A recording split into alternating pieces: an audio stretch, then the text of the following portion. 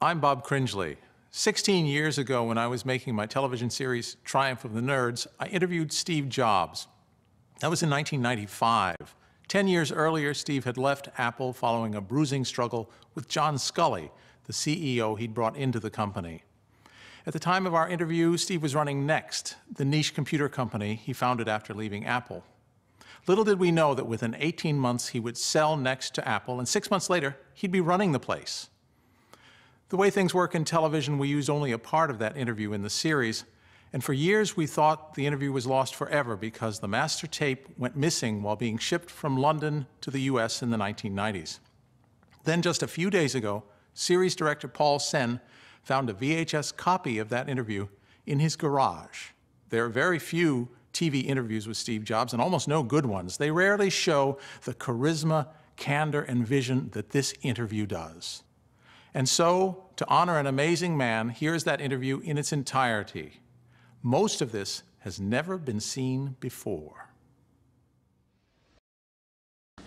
So, I mean, obviously, the Apple II was a terrific success. Yeah. Just incredibly so. And the company grew like Topsy and eventually went public, and you guys got really rich. What's it like to get rich? It's very interesting. I was worth about over $1 million when I was 23, and over $10 million when I was 24, and over $100 million when I was 25. And it wasn't that important because I never did it for the money. I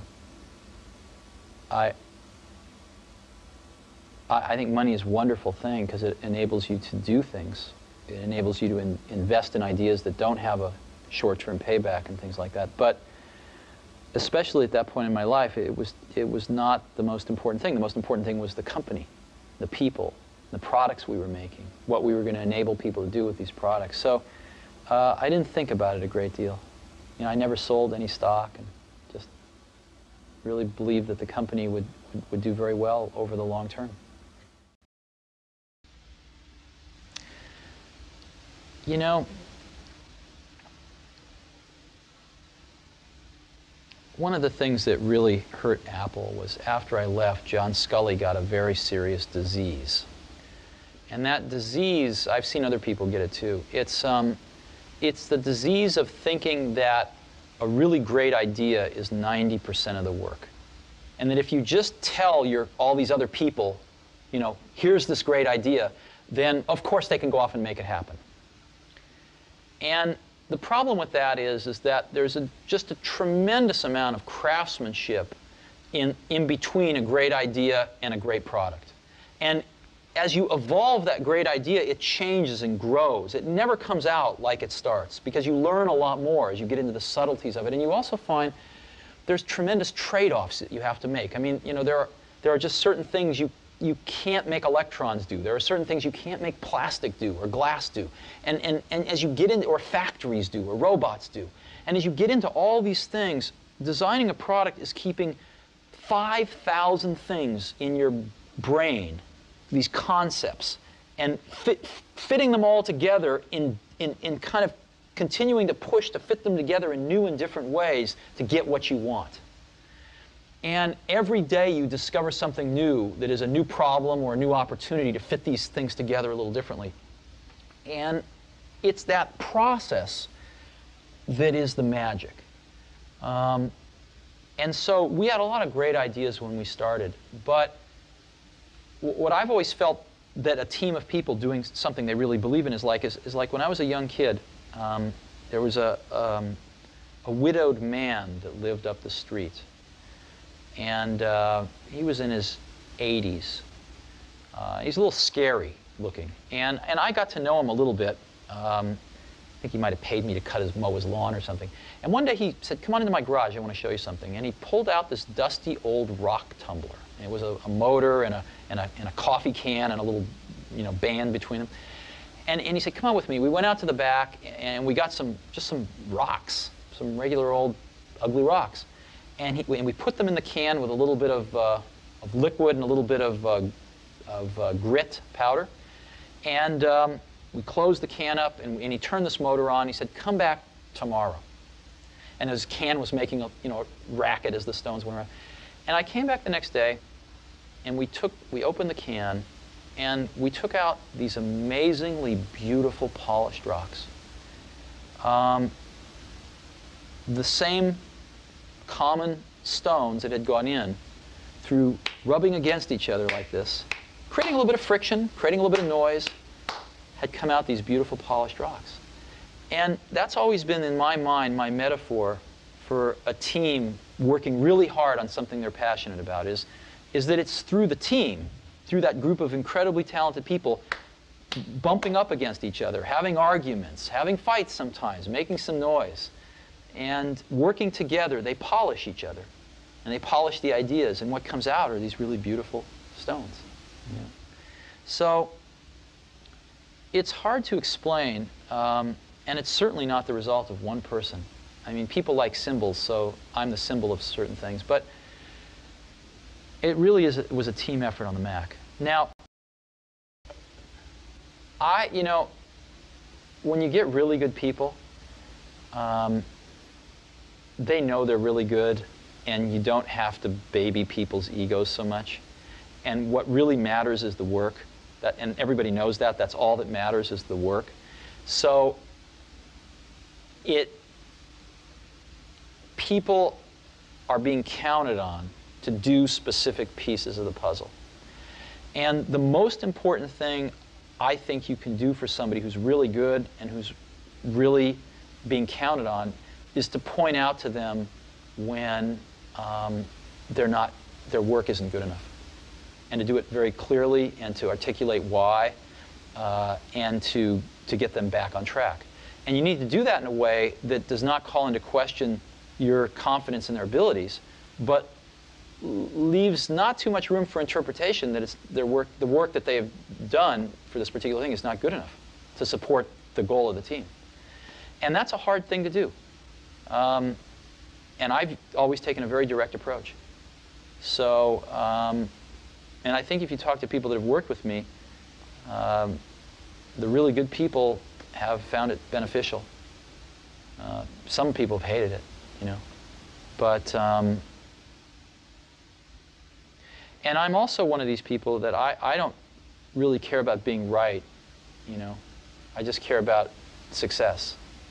So you'll find a lot of people that will tell you that I had a very strong opinion, and they presented evidence to the contrary, and 5 minutes later I completely changed my mind. Because I'm like that. I don't mind being wrong. And I'll admit that I'm wrong a lot. It doesn't really matter to me too much. What matters to me is that we do the right thing. And so what's your vision of 10 years from now with this technology that you're developing? Well, I think the internet and the web, there are two exciting things happening in software and in computing today. I think one is objects, but the other one is the web. The web is incredibly exciting because it is the fulfillment of a lot of our dreams that the computer would ultimately not be primarily a device for computation, but metamorphosize into a device for communication. And with the web, that's finally happening. And secondly, it's exciting because Microsoft doesn't own it, and therefore there's a tremendous amount of innovation happening. So I think that the web is going to be profound in what it does to our society. As you know, about 15% of the goods and services in the US are sold via catalogs or over the television. All that's going to go on the web and more. Billions and billions, soon tens of billions of dollars worth of goods and services are going to be sold on the web. If you could, a way to think about it is the ultimate direct-to-customer distribution channel. Another way to think about it is the smallest company in the world can look as large as the largest company in the world on the web. So I guess I think the web, as we look back 10 years from now, the web is going to be the defining technology, the defining social moment for computing. And I think it's going to be huge. I think it's breathed a whole new generation of life into personal computing. And I think it's going to be huge. Yeah. I read an article when I was very young in Scientific American, and it measured the efficiency of locomotion for various species on the planet. So for, you know, bears and chimpanzees and raccoons and birds and fish, how many kilocalories per kilometer did they spend to move? And humans were measured too. And the condor won. It was the most efficient. And mankind, the crown of creation, came in with a rather unimpressive showing about a third of the way down the list. But somebody there had the brilliance to test a human riding a bicycle. Blew away the condor, all the way off the charts. And I remember this really had an impact on me. I really remember this, that humans are tool builders, and we build tools that can dramatically amplify our innate human abilities. And to me, we actually ran an ad like this very early at Apple, that the personal computer was the bicycle of the mind. And I believe that with every bone in my body, that of all the inventions of humans, the computer is going to rank near, if not at the top, as history unfolds and we look back.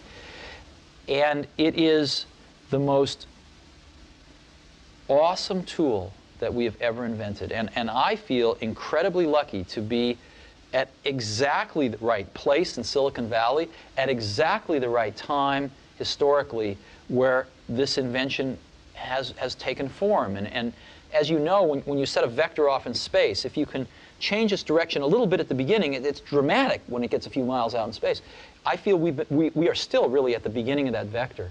And if we can nudge it in the right directions, it will be a much better thing as it progresses on. And I look, you know, I think we've had a chance to do that a few times. And it brings, I think, all of us associated with it tremendous satisfaction.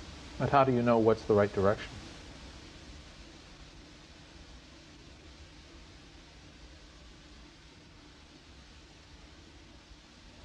You know, ultimately it comes down to taste. It comes down to taste. It comes down to trying to expose yourself to the best things that humans have done, and then try to bring those things in to what you're doing.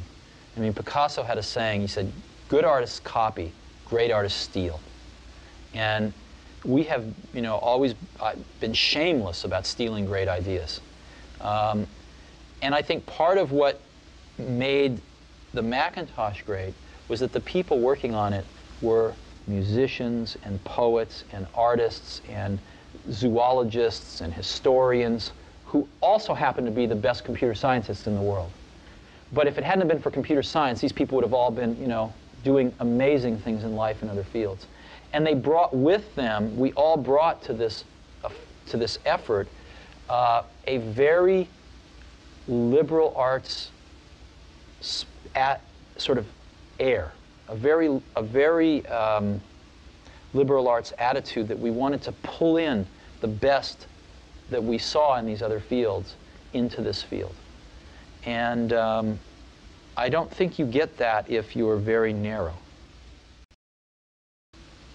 I don't think that most of the really best people that I've worked with have worked with computers for the sake of working with computers. They've worked with computers because they are the medium that is best capable of transmitting some feeling that you have that you want to share with other people. Does that make any sense to you? Oh, yeah. And you know, before they invented these things, all these people would have done other things. But computers were invented, and they did come along, and all these people did get interested in school or before school, and said, hey, this is the medium that I think I can say something in. Mm-hmm. You know?